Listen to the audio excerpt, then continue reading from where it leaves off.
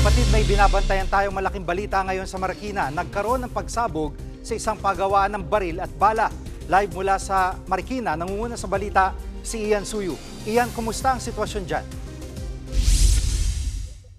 Jiggy, nandito nga tayo ngayon sa labas ng Arms Corps Global Defense Incorporated kung saan naganap nga yung malakas na pagsabog sa loob nitong pabrika kanina hapon. Sa inisyal na ulat na nakalap natin, pasado alas 2 ng hapon nang mangyari nga yung explosion na yan. At sa tindi nga nung pagsabog, nayanig daw yung kabuuan ng compound ng pabrika. At ito nga yung Arms Corps yung tinuturing kasi na isa sa pinakamalaki na pagawaan ng mga baril at bala sa buong Pilipinas.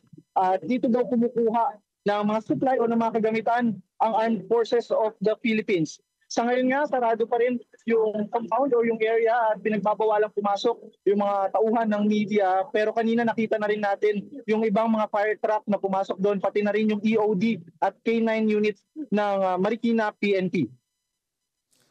At Ian, may initial na impormasyon na ba kung bakit o ano naging sanhi ng pagsabog?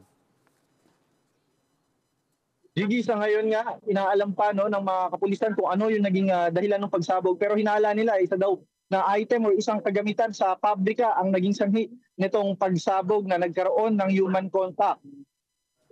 At meron bang mga nasaktan dito sa pangyaring ito? Gigi, ito initial na ulat na nakuha nga natin. 3 empleyado, pawang mga kalalakihan ng Arms Corps ang sinugod sa ospital matapos nga na maapektuhan doon sa pagsabog na nangyari sa loob ng pagawaan. Yan pong ulat ni Ian Suyu live mula sa Marikina.